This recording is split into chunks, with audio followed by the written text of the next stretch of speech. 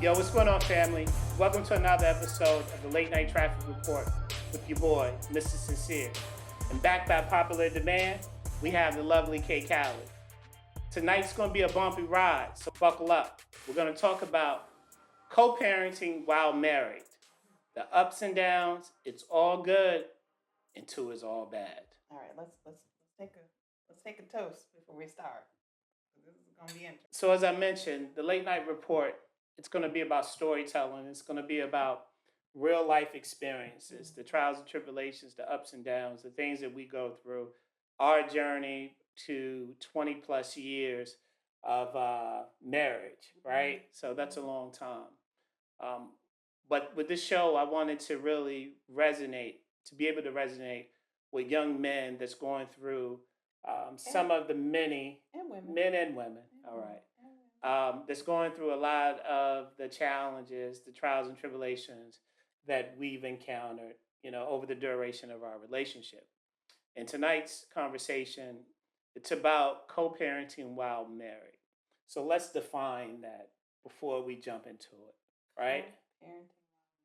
Co-parenting while married. So having children outside of your marriage or prior to you being married. Let's get that. Yeah. So no outside baby, no break babies, none of that shit, right? Yeah. Well, we know those exist, but Yes. this is what But this is having children prior to finding your significant other and ultimately going, And to make no the ultimate judgment commitment. for anyone that's in, an opposite situation where it's during and it's break baby and you decide to come back together. Good for you.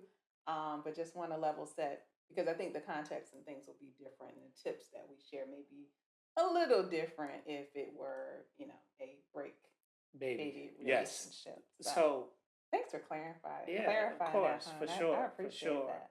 So I got a text the other day from a young man that I don't want to quite say that I mentor, but I kind of give advice occasionally. And it really was on my heart and my mental because I wanted to open up and share some of the experiences that I had along my journey. I have an older son. He's about to be 21 years old.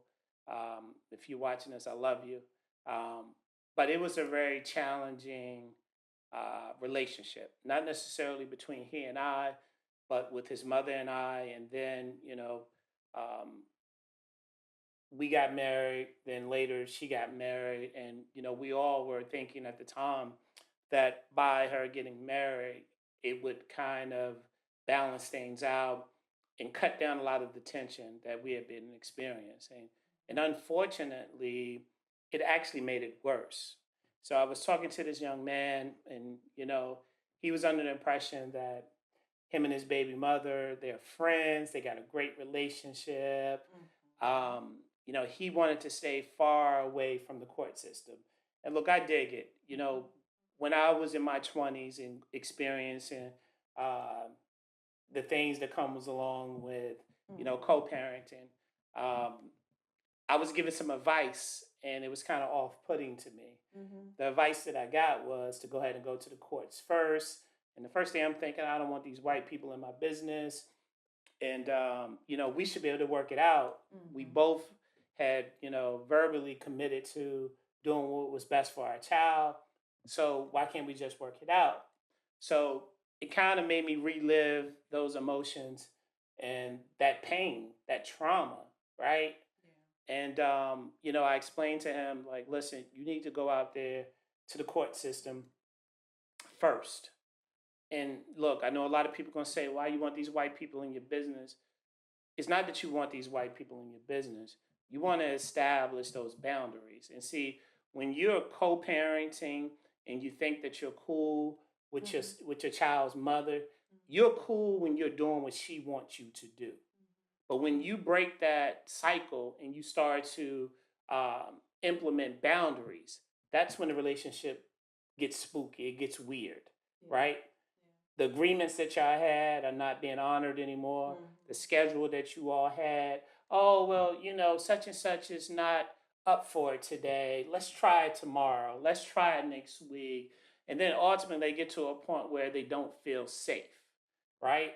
And, that's a personal experience that Yeah. we shared together, right?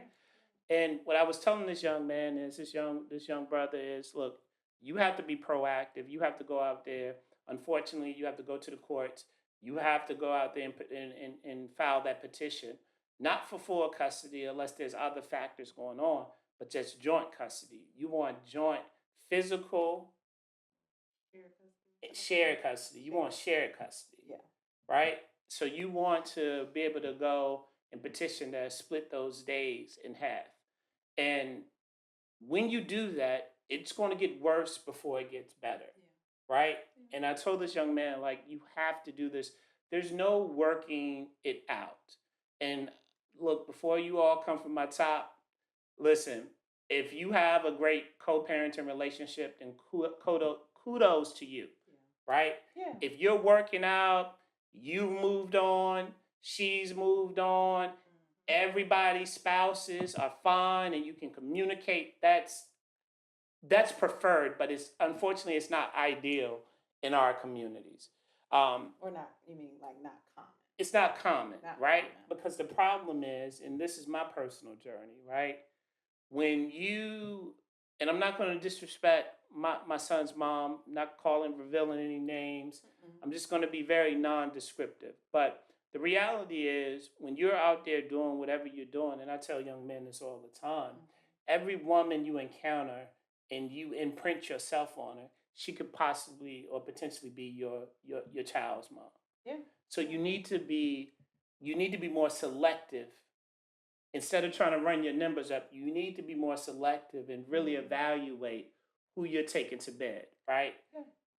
And should get to a point. And look, I did not subscribe to this. I'm an '80s baby, so we were taught by our uncles and everybody, all the males around us, to run your numbers up. Mm. Get your numbers up. Like, you're not a man until you run your numbers up, Mm. right? The good, the bad, the indifference. Run your numbers up. So I don't teach that to younger men. I tell men to be very selective about who they choose to take to bed, because that woman can become your baby mom.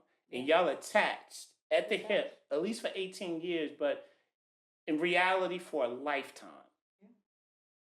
So I told this young man to go ahead and file for full custody of his situation, excuse me, for shared custody of his situation, and beat her to the punch.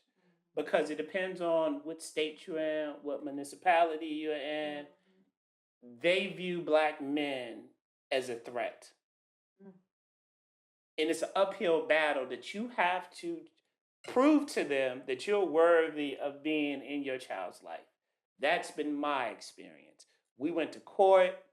Um, my child's mom was not, forthcoming, kind of lied, a lot of misinformation, disinformation, and the courts even knew it, and they still wasn't willing Yeah. They're more to give me what I asked for. While I'm a man that at the time, present day as well, you know, fully employed, fully employed. not moving around like a nomad. I had structure, right? I was established.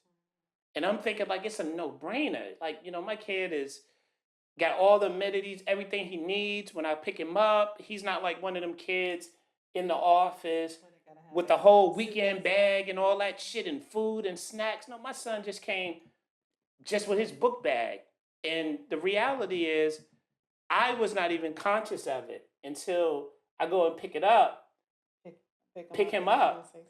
And this white lady is in the front office, and she said, hey, blah, blah, blah, blah, blah. Do you notice something different between your child and all the rest of the children in the office? And I'm like, no, everybody's fucking going to get picked up by their daddies. Oh, well, because I'm not a dad, I'm a father. So let me make that distinction. But everybody's going with their fathers, right? She was like, yeah, but take another look. And she was an older white woman. She said, take another look. She said, what's different than, from your child and everybody else? I said, well, he's much more handsome than all the rest of the boys. So what is it? What are you talking about, right? Of course you would say that. So she says, she laughs, and then she goes on and says, hey, look, he's the only one that doesn't have a weekend bag. That was the first time that it really hit me. She said, he's the only one in the office without a weekend bag. So she said, you know what that tells me? That you're in his life. Yeah, yeah.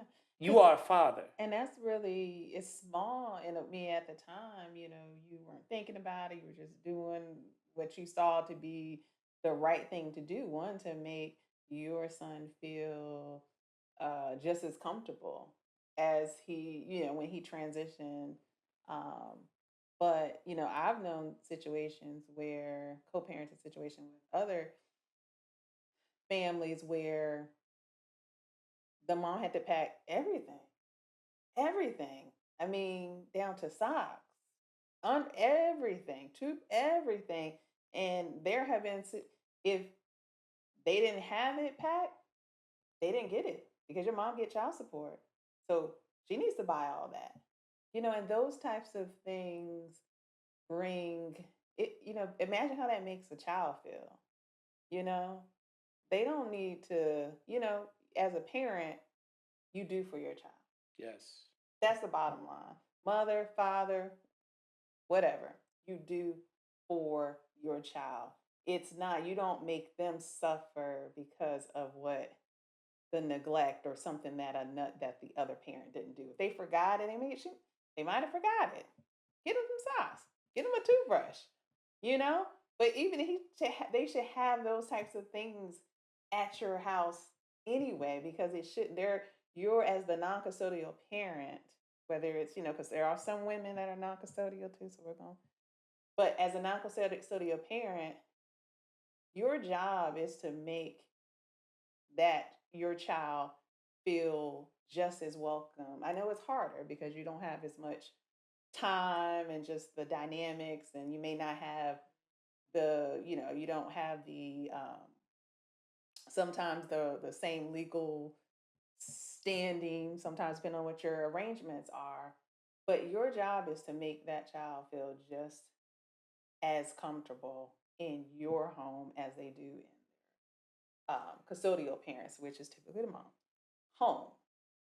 It takes time though, depending on your relationship. If you guys ever lived together, you know, previously, like if you, what I mean by that is, some situations you may have never even lived at full time in the home with your child. Well, So you may have never had the benefit of being full time with your child. And that's impactful. So imagine, as a mother, I would never have to think about that.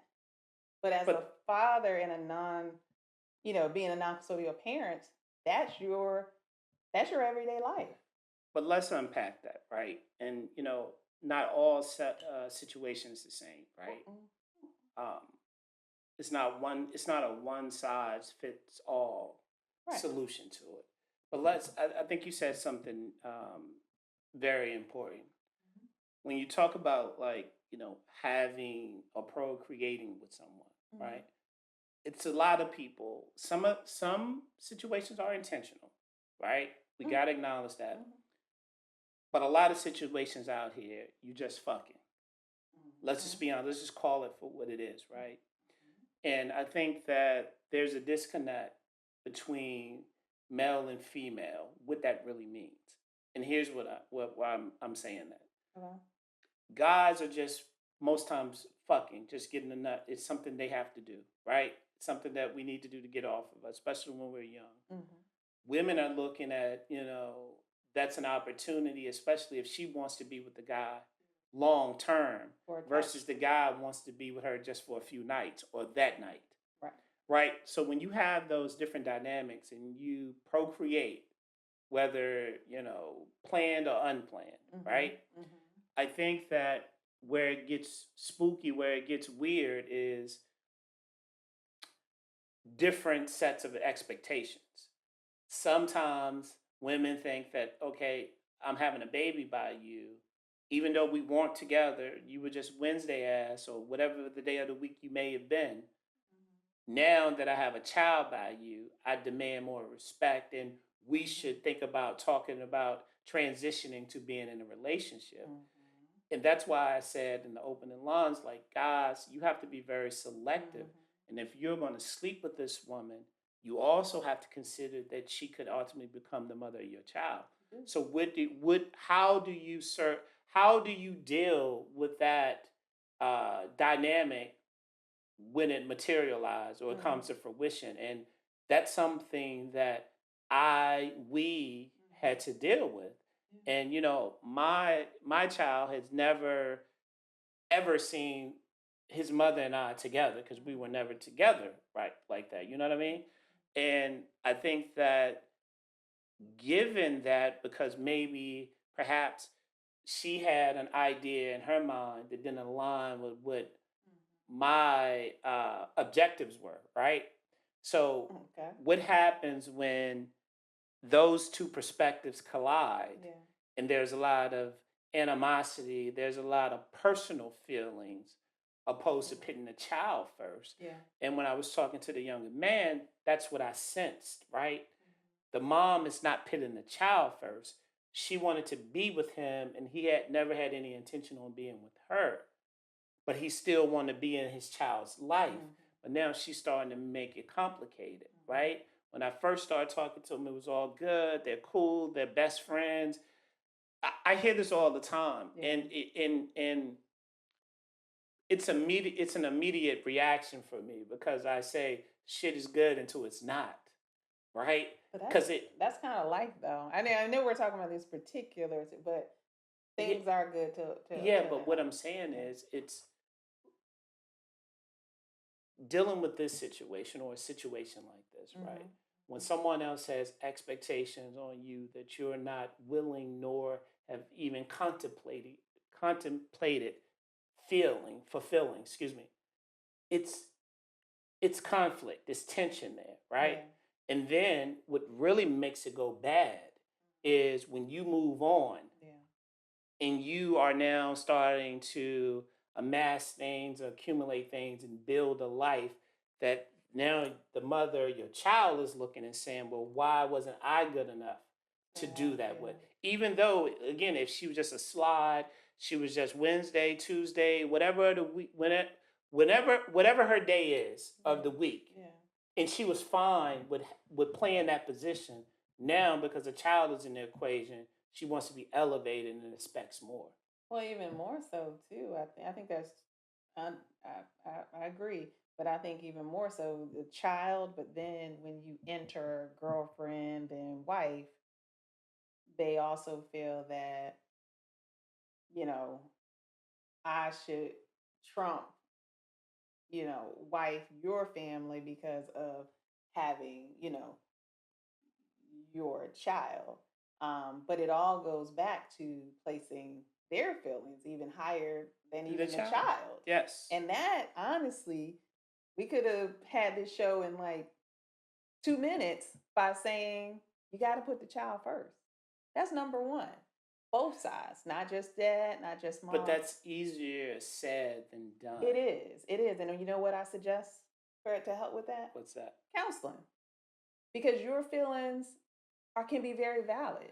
Your feelings can be very valid. You thought this was gonna go one way and then went another way. Guess what? That's life. I disagree. Get counseling.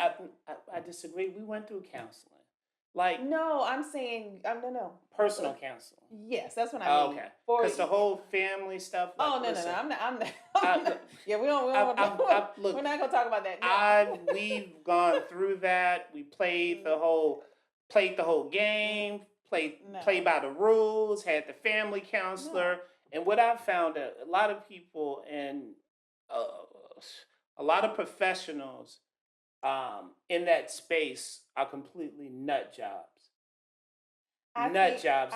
They do not help the family. Actually, what they do is they drive a wedge further between the two parents, and they have them at each other. And instead of it being mhm, a session of healing or providing tools to navigate mhm. the landscape, it really hardens you in your core because you have to go in because it's court appointed or court mandatory and listen to somebody just fucking lie pretty much the whole time. Or even if they're not lying, it's it's 10% about the child and 90% about how they feel. So hence to my point, personal counseling. If you're in a situation like that and you are struggling with your own personal feelings about, you know, your ex moving on and things that are going on, really take time to really think about and consider, am I having these feelings because of me and, what I wanted, what happened in our relationship? Maybe you guys were in a relationship and the relationship didn't work out. I mean, that is, you think about it from a emotional standpoint. Now you were in this bad relationship didn't work out, and now you have a child, and now have put your big girl panties on and co-parent with this man that you can't stand, or you But deep why, deep down you love him, and you want to be with him but you can't. Guess what?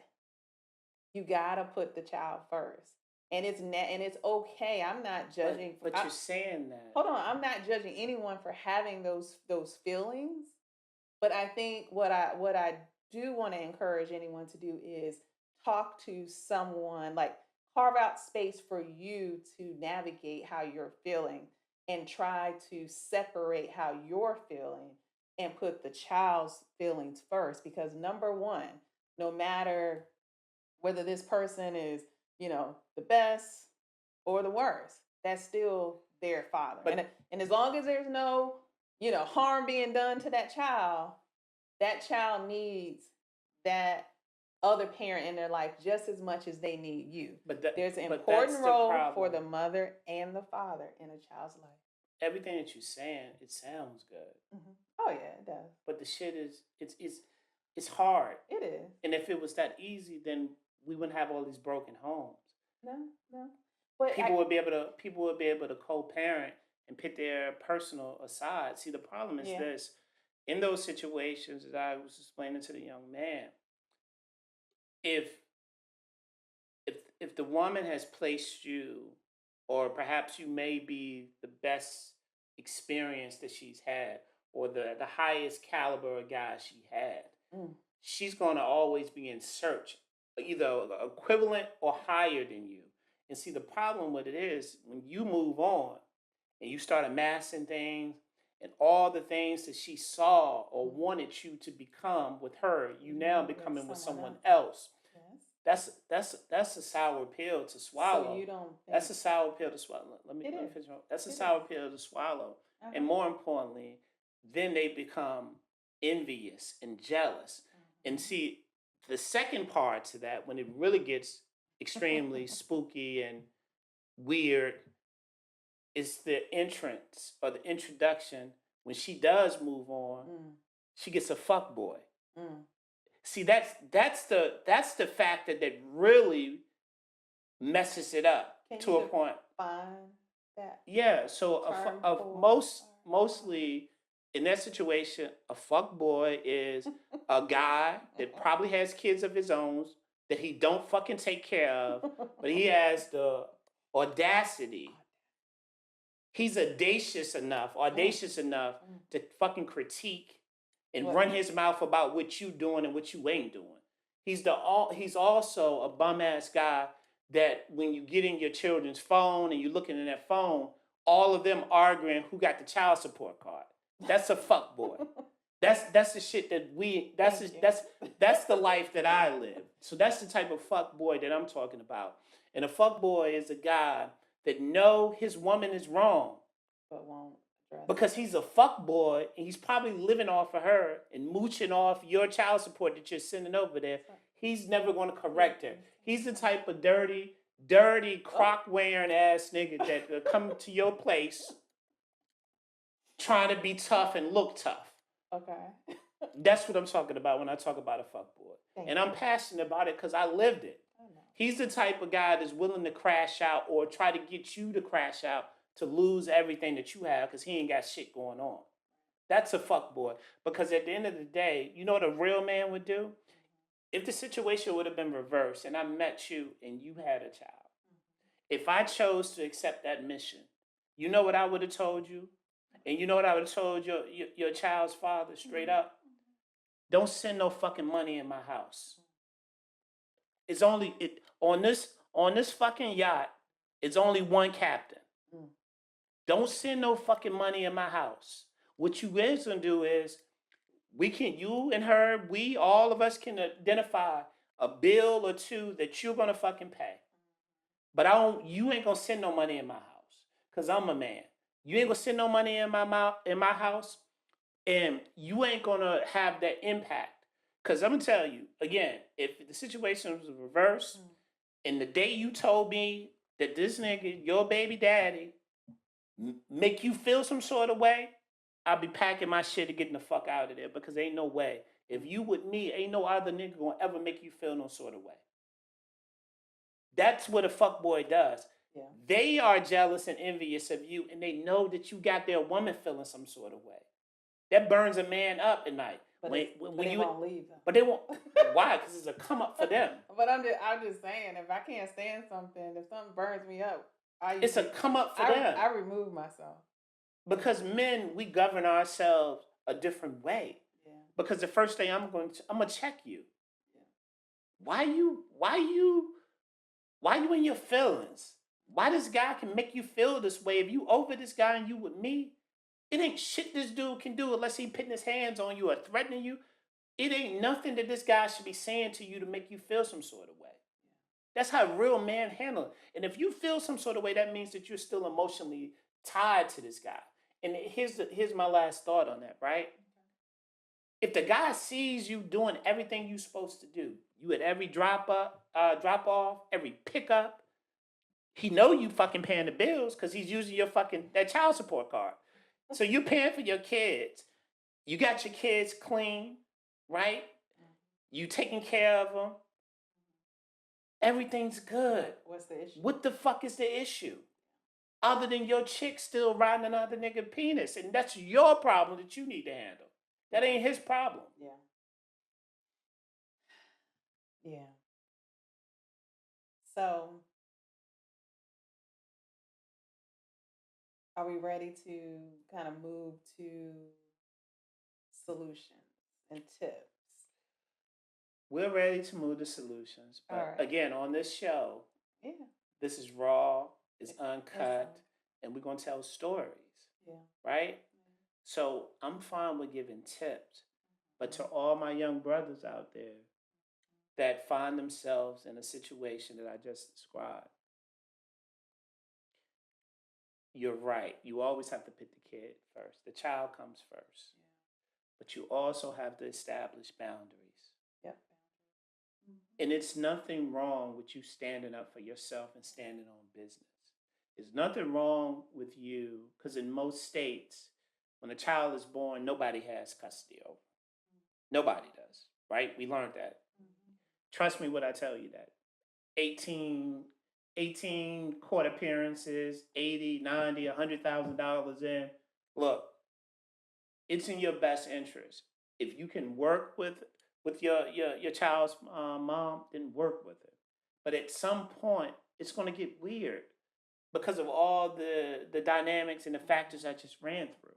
So it's in your best interest to be proactive and say, hey, look, you're a great mom. I want to be a great father. Let's just put some boundaries in place. Put some guardrails, right? Let's put some guardrails in place. Yeah. And if you're truly committed, just like I'm truly committed to the well-being of our child, then there should be no problem with that. It should be no problem with that. I would love to, in our community, to have co-parenting utopia. I would love it to be, we don't have to go to court. We don't have to do this, but that's just not the reality. I see so many brothers are being held hostage because they want to see their kids, but they haven't went and got the proper, documentation. They haven't went through the courts and established those parameters, those rules, those mandates, and put those mandates in place that guarantee that they can be in their child's life. And I talked about this last show. Parental alienation is a real thing. Yeah. I didn't know that. I knew what the term was technically, but growing, we were younger. And I'm like, how the fuck can, how can she alienate me? I'm here. She has him 2 weeks out the month. I have him 2 weeks out the month. I wasn't a weekend warrior. I wasn't one of those dads. You dig what I'm saying?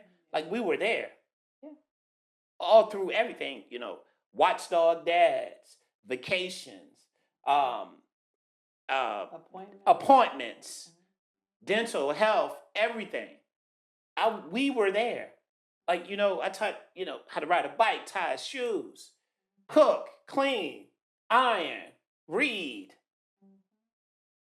all that shit. You know what I'm saying? So I was thinking like parental alienation. Yeah, it's technically it's a thing, but it's no way possible that that would impact my relationship. And fast forward, he's a young man. He's in his early 20s, and we don't have the relationship. When you look back at all the work that we put in, and look, I got to give him his space because he's a young man and he has to do life has to start lifing for him. Yeah.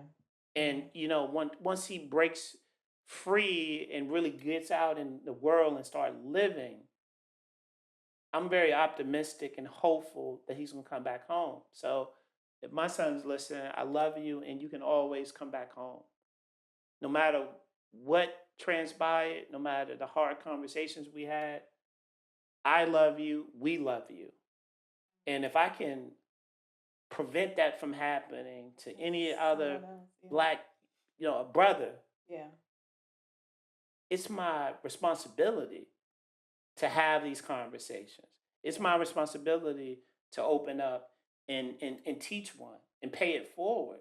Yeah. I didn't I we didn't make all the right we didn't take all the right steps, clearly. Yeah. But we didn't do anything to warrant or deserve the result of where we are now. Yeah. But I think it's a multitude of things that get you in this place. It's it's not always not taking all the right steps. It's also the influence, like you were saying, of the court system, right? So Yeah, now you're entering a system that has a different interest, right? for So sure. their interest in our family They structure just don't want the kid to is become a not ward of the the state. same as your interest Yeah, or the mom's interest. Even, you know, the interest might be, for the mom might be getting child support, getting back, or whatever the interest is, or the dads may be getting the visitation and having things in writing. But that court, they have a whole different interest. And I think when you introduce, and it is, at times what you have to do, but I think you also have to be aware. And I think as women, as mothers, I think not saying that is what we should not do. You have to do what's best for your individual situation. But I think you need to be aware of what you're introducing. And I don't think all the time we think about that. I think we're responding to emotions a little too emotion much driven all the with time. that. But even if you are doing it, just understand what is entering, what you're introducing, the party that you're introducing, and understand their interest is not the same for you or your child. That's the biggest thing. Their interest for your child is not the same. Nowhere, shape, or form. Um, So I think you gave some good tips. Another tip that's, a little more tangible tip that I would give for families in a co-parenting, married families in a co-parenting situation, a blended family basically. Um, understand that it's hard for children in going between two homes, right? Yes, Just understand the gravity of that. It's hard. very It's much. hard mentally on a child, and depending on their age, they're not going to be able to express how hard it is. Then just the physical part of, even if I don't have to pack a bag, now I have to go sleep in this new environment, or this environment not new, And but conform to these new new rules at this rules. new house. Yeah, But this environment that I wasn't in for the last 5 days yeah, now, and I know it's going to be different. So it's almost like children probably feel like they have to shift yeah. their personalities, and how they have to adjust. You know, um, the only thing my only advice to that is because, even if both homes can be different and be great at the same time, can be Mhm. loving, nurturing. So it's not a judgment of, it's a matter of preference. It's a matter of upbringing, style, and, you know, how you were raised and whatever, your religious preferences, so many things that go into, your family dynamic. But I guess the one of the tips that I would give for supporting a child through that is give them time and grace, and more importantly, give them time to adjust when they're transitioning kind of into your home. If you're receiving them and they're coming, into your home structure, give them time to adjust, you know. A lot of times, you hear like, oh, you better stop acting like that. You try that stuff at your mom's house, try that stuff at your dad's house, give them time to adjust and give them grace, and I think so many times we don't think about that as adults, as parents. We're just, wanting them to conform to what What we want them to, what our yeah, rules are. yeah. But, so I think that's a space where, that's not necessarily a judgment. I think that's just a call out for all of us in both homes need to be more cognizant of that and not, you know, and I use this term, but I don't mean that, but not literally, but like beat down the child for, not quickly, conforming to what your rules are. Of course, they can't be disrespectful, but, give them space and time to adjust. Give them maybe an adjustment period when they, come to your home to kind of adjust to the new, the newer setting, so. So something else, another tip that I would give, and I think it will complement what you just described.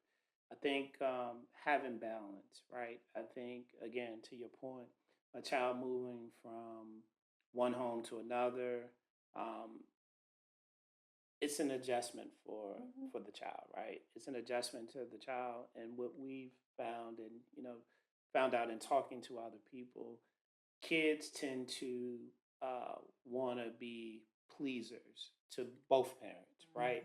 So it's almost like they take on multiple mhm, personalities. mhm, And that's one thing that, we discovered, raising my older son.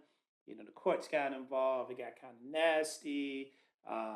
He had to go to counseling, he had to go to psychologist and all this. And, I recall one of the sessions.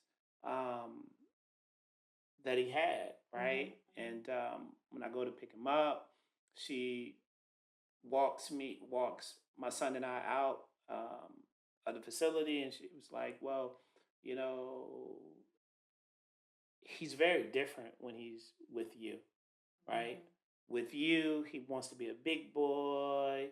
He's very studious. He's very, matter of fact. He's very confident. All these different things." And then he was like, "Well, mom, when she brings him here, he's timid. He's kind of not aware. It's almost like he reverts to a small child." And at this mhm, point, we're talking he's like 11, 12 years old or something like that, right? mhm, And she was just like, "Why do you think that is?" At the time, I'm younger, definitely not the well versed or seasoned man that I am today. I'll admit that. I just took that like as a badge of honor. Like, yeah, when he's around me, he understands. He has to be a man, a young mhm, man, and he has to be mhm, tough, and he has to do all this. And hindsight, when I look back on it now, it was internal warring with him mhm, inside. I have to be this yeah, way with my dad, or present this type of representation with my dad, a presentation, I guess that may be a better word for it. And then with my mom, I had to present myself this mhm, way. And over the years, as he got into his later teen years, and we went on trips and things, and we could just see like a shift and a change mhm, in him, right? mhm, And that's one thing that I wish again, hindsight, right? I wish that I would have been a little bit more attentive and a little bit more focused on letting him know it was okay just to be him. Yeah. Yeah. Like he didn't have to feel like he was living up to my expectations Yeah. or living up to the standard that or living up to what I wanted him to be.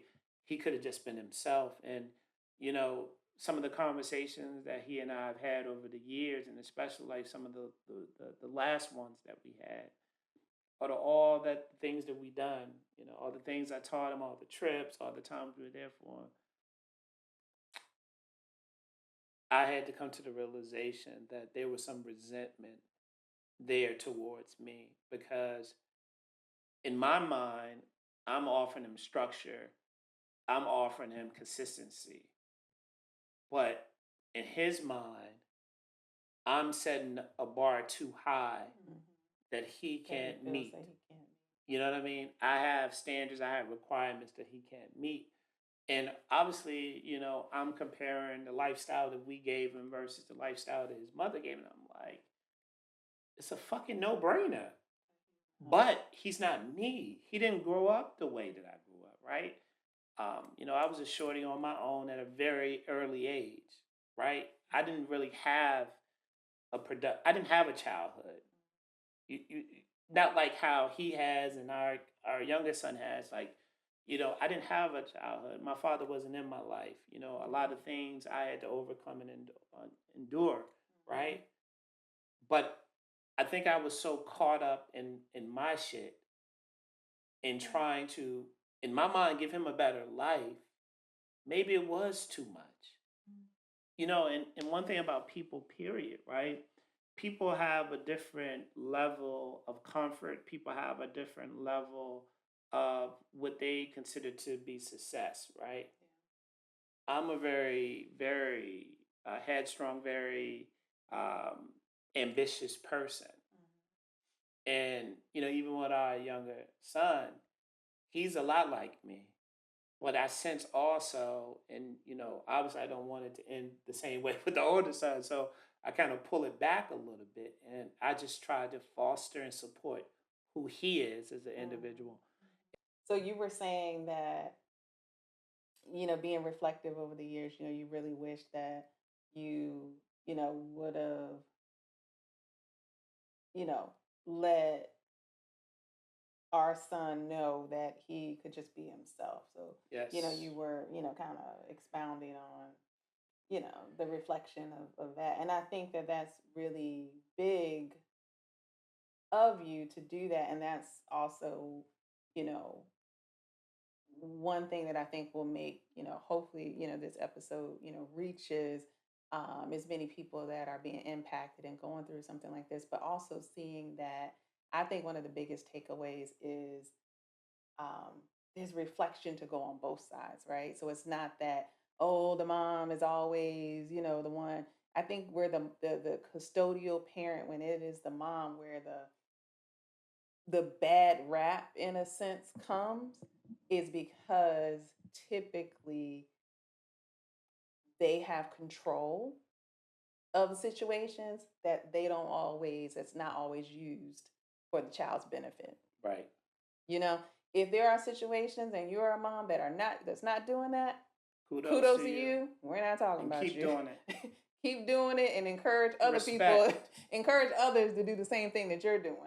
And then men that are not, I think men get the rap in these situations of not taking care of their children, not paying child support. But when it's not the case, So and men are taking care of their children, no, let's doing all of that. no let's Okay, what we gonna do? let's qualify that, right? Let's do Because that's a misnomer. What? That's a lie What about what? about the whole black men. Because again, we're talking to our community, right? Okay. That black men are not in their kids' life.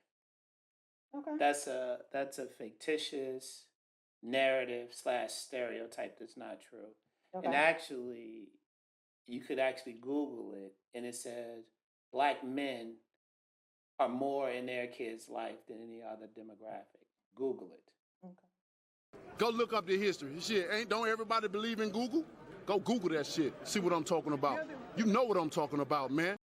Okay. I actually saw something today that really surprised me, right? And the statistic was that Black single fathers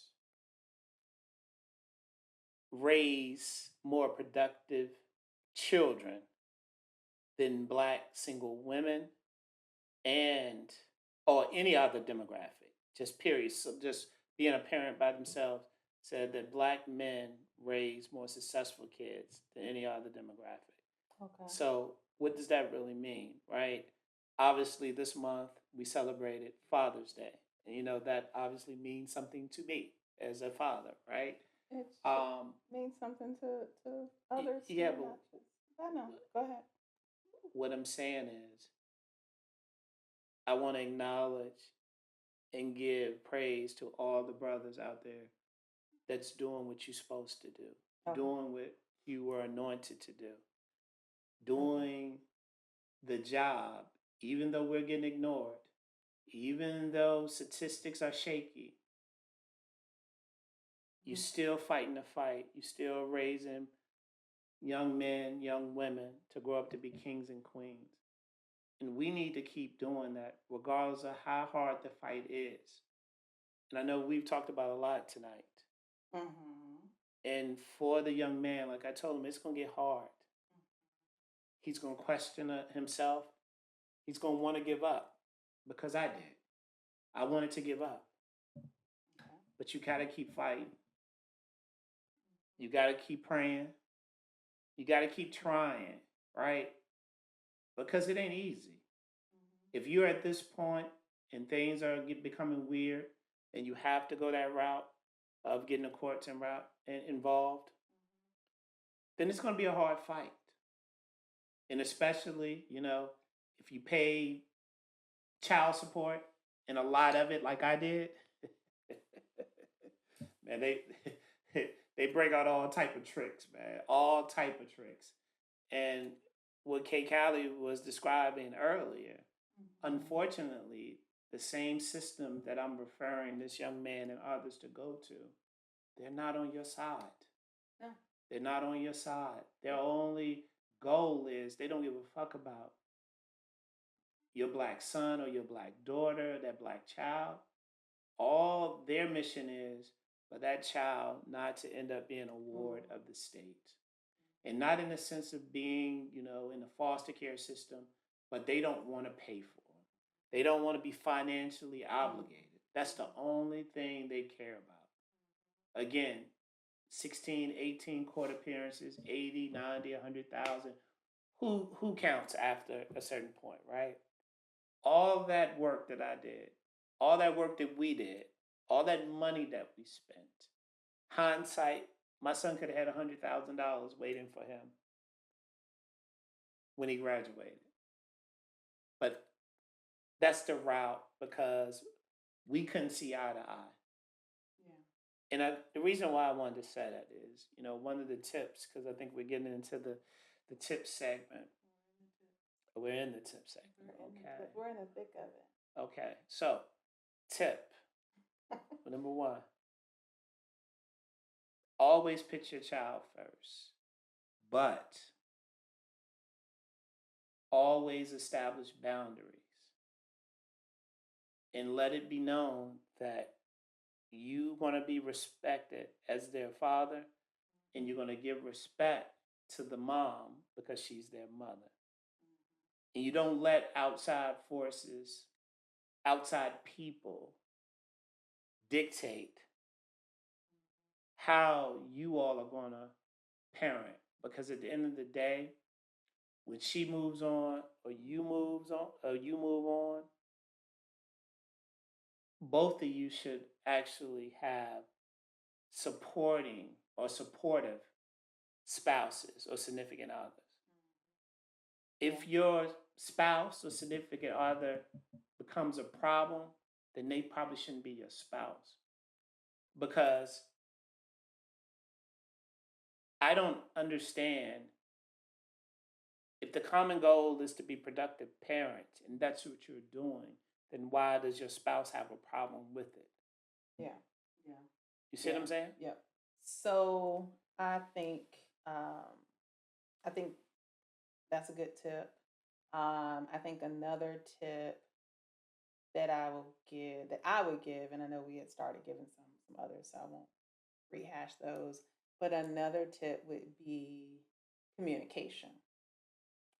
Clear communication, communication that is free of being accusatory to the other party.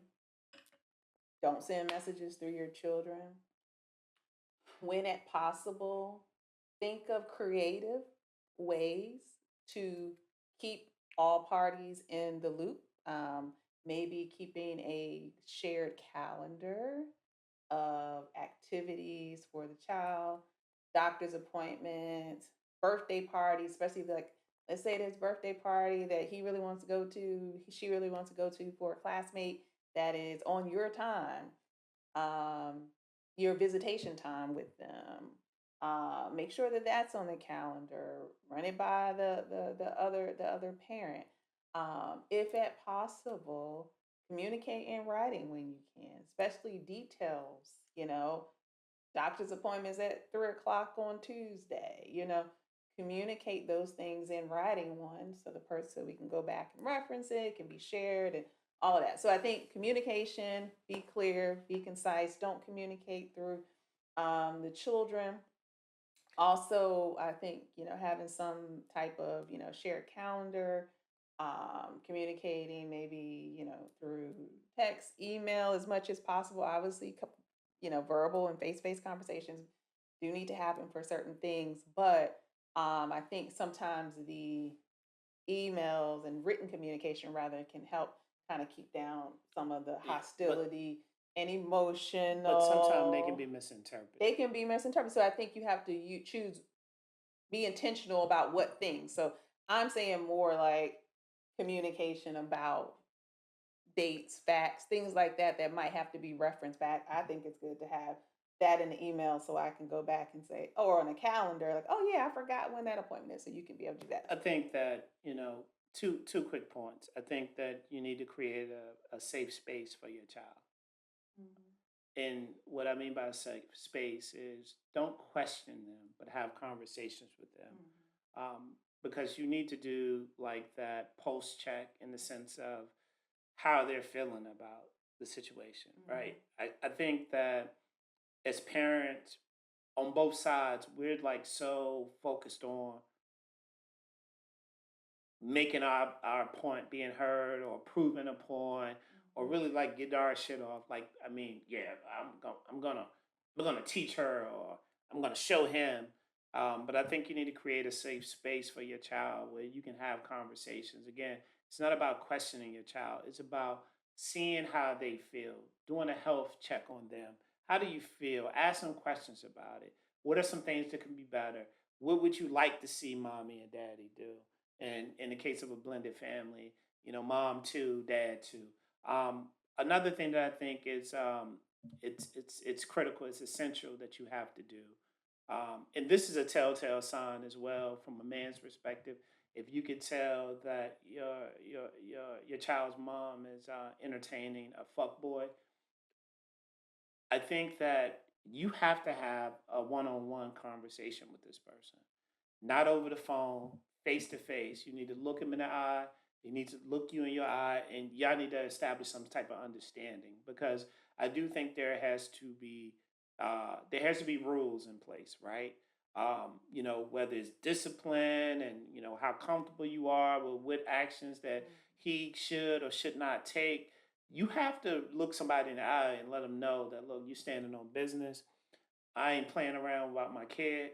One of the first conversations I had in my situation, I told him like, look, I don't care what she's telling you. I don't want this person. I'm over it. Obviously, I've moved on. Here's the rule. Here's the playbook between you and I. Don't put your hands on my child. You don't need to discipline him. I'm right around the corner, up the street, 10 miles away, 20 miles away, whatever. I can handle that. But on the flip side of that, I understand that you're the man of the house. I'm going to talk to him. tell him that he needs to respect you, Mhm. right? And as long as we can establish that mutual understanding, then we ain't got no problems. Cause I ain't chasing after your lady. I don't want her. My business is my child. I don't care what y'all do in this house, as long as it's not a threat or a detriment to my child's safety. Other than that, bro, I don't have no beef with you. Me and you could actually go out, get a drink if you want such a bitch ass guy, you know what I mean? But that's a telltale right there, because I think if you're dealing with a man, a principled man, I think that he's going to want to have a conversation with you. And I think women, the mother, and then your wife or girlfriend or whatever, they need to be able to go out and have a conversation free from your presence. Everybody needs to have an understanding and establish what's acceptable and what's Yeah. not acceptable. Yeah. But I think a lot of time what sets the narrative for those conversations not to happen is, I think you usually get off on the wrong foot, meaning, the timing of when that happens, right? A lot of times when a new, person enters the relationship, or you start dating someone else, or she starts dating someone else, um, a lot of times the emotions kind of get ahead of everything. And then once the emotions are kind of already there and you're kind of already going at it, it's kind of a hard place to say, oh, you and such should talk, or come here, let me talk to you. I think we need to think about doing things like that early.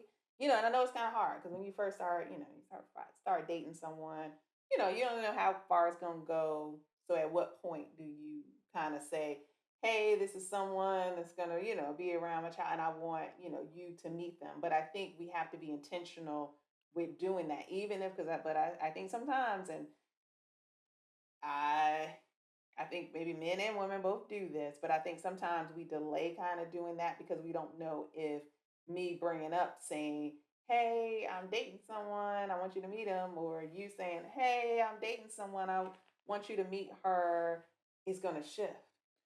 It's going to shift the dynamics. It's going to shift. But it shouldn't shift It if you're shouldn't. moved on, you moved But on, and I you moved already on. know the situation. But I think point I'm making is, I think sometimes that's why people are hesitant of bringing that up. But I think we got to be more bold. We got to think about the No, child.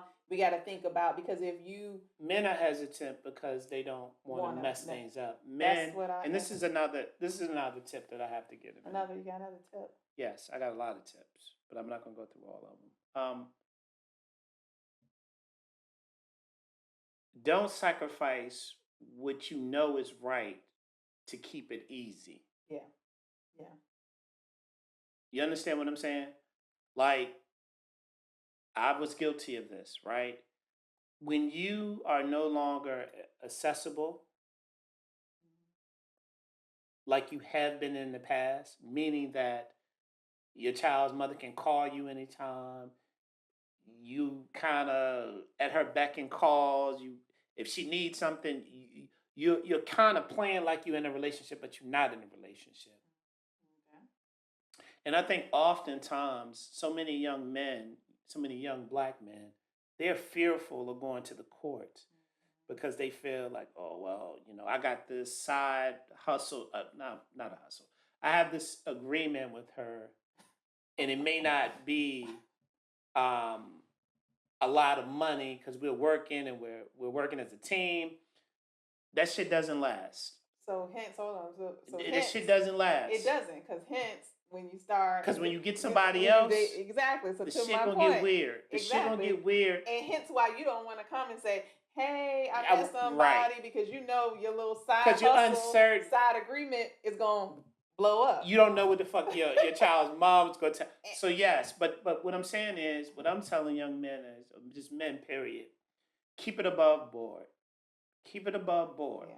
Right? That's all you got to do. Like, that easy shit always lead to hard consequences. Yeah. It does. Look, I've lived it. You know what I mean? And I think, like, it's in the best interest of your child to be consistent. It's in the best interest of your child's mother to understand that, hey, there's boundaries. There's things that I'm not going to accept, things I'm not going to tolerate. Mhm. That don't mean that we can't be a cohesive unit. It just means that you're going to have to respect my new relationship. And ultimately, if you get married, you're going to have to respect my wife. You're going to have to respect her. She's going to respect you through being there and help raising your child. But we all got to have mutual respect because we're working towards the same goal. So I tell guys, like, look, all that easy shit, go ahead and establish um, the right boundaries, implement the right guardrails, because at the end of the day, it's gonna go bad. It just is, unless you plan on getting back with her or y'all gonna work it out. And but if you are committed and you know in your mind and your heart that whatever y'all had, whether it was one night or 200 nights or whatever the case may be, right? When you know that shit is over, then you need to move accordingly. And moving accordingly is saying, hey, listen, that chapter in our life is over, right? That ship has sailed. But we have a common interest in our child. Let's come up with a strategy. Let's come up with a plan that best suits our child. And I think that the people that can really put all that bullshit aside, their emotions, egos, whatever it may be, and they come together, it's a beautiful thing because a child goes from having two parents to four parents. Yep. There's more love. It has more love. More Like, love. who the fuck is against having more love? You know, I shared earlier, like I had limited love. You know what I'm saying? I wish my mom and my father could have got their shit together, and if they moved on and had, like, who doesn't want to be loved? Like, and from a child's perspective, it's a win-win. You go from 2 gifts to 4 gifts. If each parent buy you 2 gifts, that's 8 gifts. It's a win-win. You know what I'm saying? Like our son, like, he had the best of both worlds, but it wasn't genuine intentions. And what I mean by that is, we'll buy him whatever the latest game was. She trying to compete that she'll buy him the game or get her mom to buy it. It was just fuck shit, like stupid shit. You know what I mean? And that's what you don't want. Yeah. And yeah, so I think, do we have time for one more tip? Yes. Think so? Okay. Sorry. So the last tip I would give would be the key for children, for all children, but children in a dynamic, a structure like this, consistency. Yes. Um, Consistency. Try to keep the schedule. So if you do have an established, schedules between your home, try to keep it. Um, Try to keep it. Try not to change it. If it does need to change, and you know, the dad asks you to be flexible with the date, and he agrees, and then vice versa, if he comes and asks you, Reciprocate. reciprocate. Yeah. A lot of times you just hear that it's so one-sided, where the custodial parent, who is typically the mom, feels that, It's her way. she's the ruler. Yeah, it's her way. Or no way. So dad concedes, adjusts the schedule, and then dad asks for some, saying some little flexibility, and it's like, oh no, I can't do that. I can't do that. So you're a team, and when you're on a team, you support each other, right? But on this team, the most important person on the team obviously is the child that you guys are working to support, right? Um, so consistency, keeping the schedule, but everyone has lives, things change. The child may have, your child may have a different schedule, or they want to go to a birthday party or something that maybe during your time. Be flexible. Be flexible, because at the end of the day, it's all about the child. Don't take it as, oh, they're trying to get over, or they just want to change the schedule so they can go out and hang out. Just stay out of their personal business. Mind your business. Mind your business.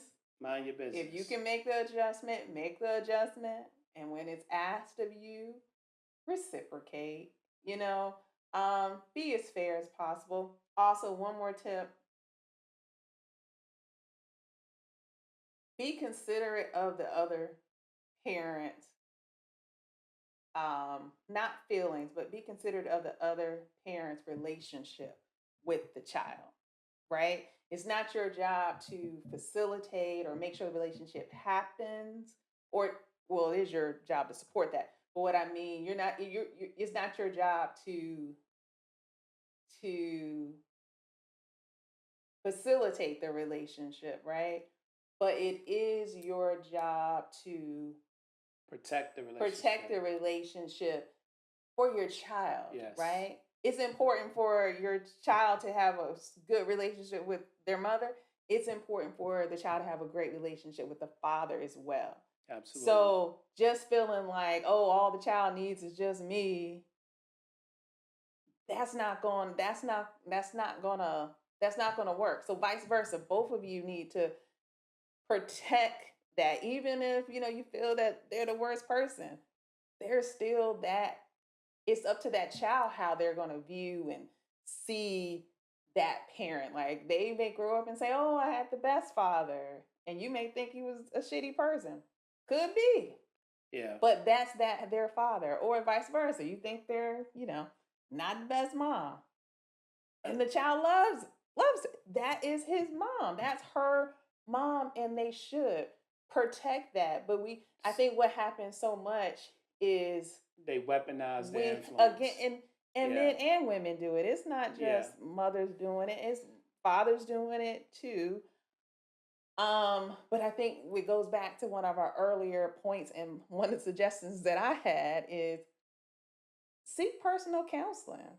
A lot of times, children go to counseling in these situations. You may do court ordered, may have to do some family court counseling and all of that stuff. But seek personal counseling for yourself to help navigate and talk through some of these things.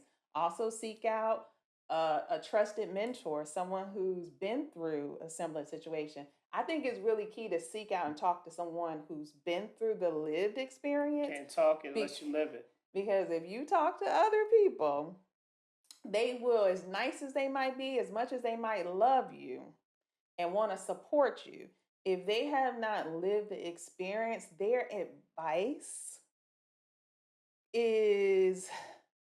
won't be as spot on. I'll say that. Their intentions could be above board, so pure. I mean, it's theory based, right? Exactly. Yeah. And they're just not gonna empathize with you in the way that, like, if you come and you talk to us, about something, we're gonna be like, oh yeah, and we probably have been through this similar thing, right? It may have been X amount of years ago. Ain't nothing changed. All righty then. Well, this was good. Yeah. This was good. Very good conversation. I mean, you might be a mainstay on the late night traffic report. So that concludes our episode. Co-parenting while married. It's all good until it's all bad. Final tip to all the young men out there. Stay sturdy, choose wisely, and we'll catch you in traffic. Hey! Good job.